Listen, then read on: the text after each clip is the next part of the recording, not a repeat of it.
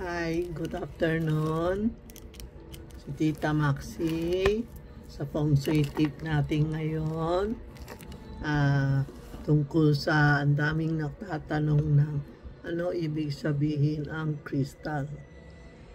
Crystal is a powerful siya. Sinisip-sip niya yun sa labas na energy pinapasok sa atin. Halimbawa, sa bahay natin medyo kulang ang energy, pinapalagay pwede dito maraming kulay, no? Maraming kulay siya,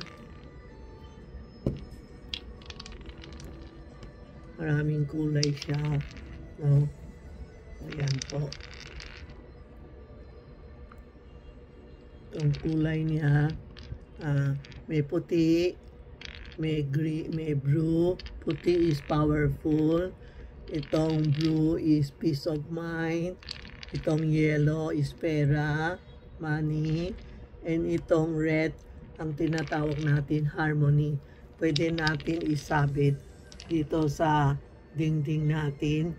Pwede din isabit sa labas ng bintana natin. We will get the power ng energy nasa labas para pumasok sa atin.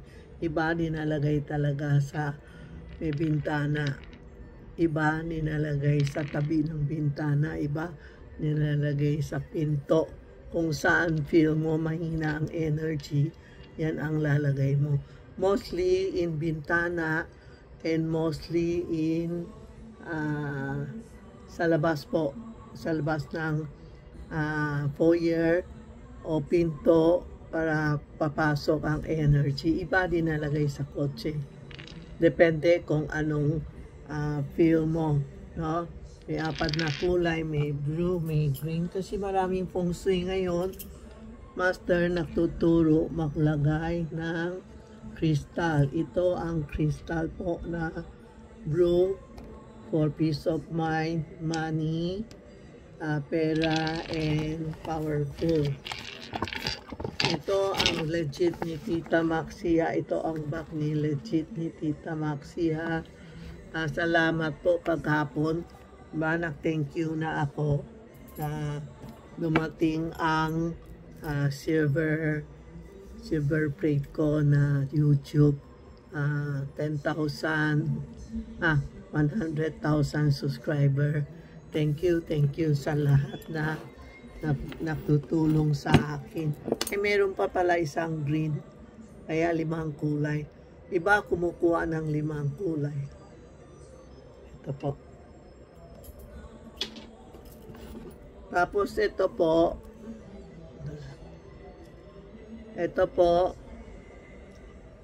po, yun ang tinatawag natin patwa. Halimbawa, ang bahay niyo tumbok, marami pinapakita sa akin yung bahay nila, yung gate nila paklabas, kotse, o gate niya paklabas, ibang bahay o ibang building, hindi maganda, o kaya yung kotse tinatamaan pinto nyo, ang kotse dumadaan, tinatamaan ang bahay nyo, hindi maganda. Palagi kayo may sakit. Kasi yung kotse, tinatamaan kayo, palagi may sakit, may problema. Kaya pinapalagay namin itong patwa, no? Patwa, lalagay sa harap ng gate nyo. Kung sinong merong ganon, pumunta kayo dito, i-explain ko next week. Baka makapasok na ako next week. I-explain ko saan nyo lalagay, ano palalagay natin para hindi tumbok. Kung hindi itong bahay, hindi ka pwede kayo magtira kasi lahat na kotse dumadaan sa inyo, nakakasakit kayo. Kaya ito lalagay sa harap ng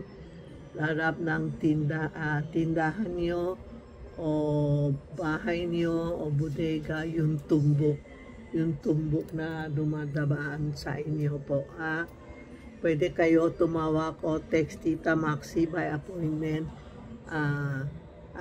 o video call tuturuan ko kayo.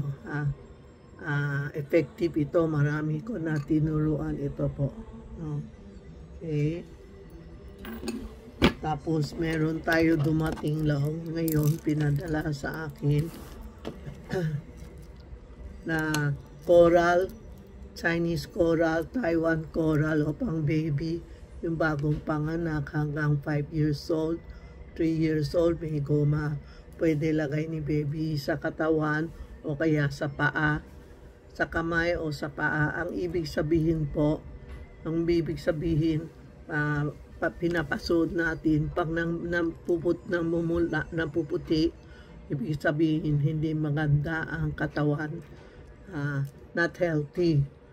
Kaya mga baby, pinapasod namin itong Taiwan na bracelet para hindi siya healthy, no?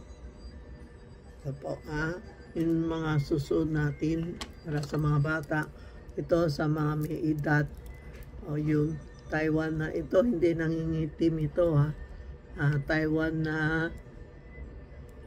na coral po, no? Kapal, ang ganda. Suot ko sa inyo.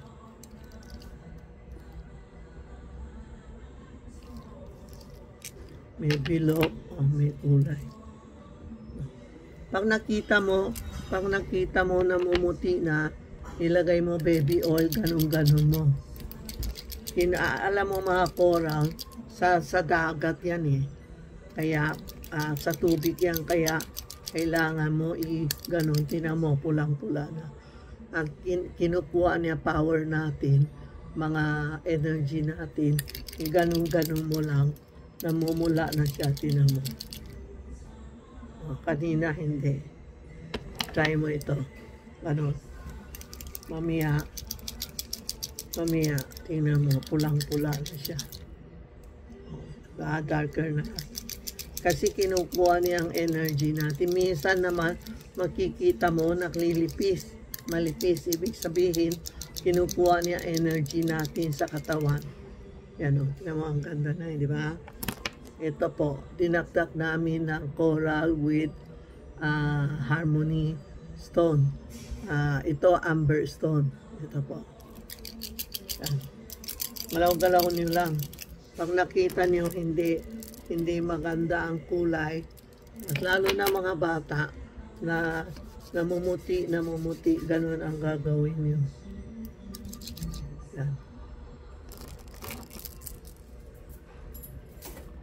Tapos meron din tayo itong bulaklak na coral. Ano? Ito po. Pwede kayo text Tita Maxi o Chami Ongpin, messenger, no? Text mo, tanong niyo anong kailangan niyo, anong ini-explain ni Maxi, Tita Maxi. Ito yung SOSI, Key of Success. May ilang piraso na lang pala na iwan. Ito yung pangbukas ng bagong business, bagong buhay, Key of Success. Ito ang bago dumating. Aywan ko kung naubos na kasi may nagpakyaw kanina yata eh. Ito, no? Tapos ito yun sa mga usok-usok. Diba may bata na uusok. Sa maliit pa kami, binibigay na nanay namin, pinipin sa damit para hindi tayo mausukan, no? Kung tanong mo kay Inday o Rena, ilang piraso na lang. No? Para sa mga usok-usok. Mga bata, pinipin sa magkikita mo, di ba, maraming bata, pinipin sa damit para hindi siya usukan. Ito ang mga bagong dating natin. Meron tayo pangsabit sa Buddha, oh. Isa na lang, nakita nila yung si Buddha. Pwede lagay mo sa kotse o kaya sa bahay para smooth ang bahay natin po, ha? Ito po. Thank you sa lahat na nasusupport kay Tita Maxi, ha? Salamat kay Santiago, Mama Mary, na tinulungan ako nakakuha tayo ng 100,000 na viewers. Ang hirap kumuha yan ha. Grabe, kala ko hindi ko na makuha. Sabi niya, kaya mo, kaya mo. Tinatry ko sa wakas. Alam mo, wag tayo mak-lose hope eh. Dati, lose hope tayo na, ay, paano makukuha yung 100,000 viewers? Oh, dati ilan lang nanonood sa akin. Ngayon, 100,000. Ngayon, parang sobra na ngayon.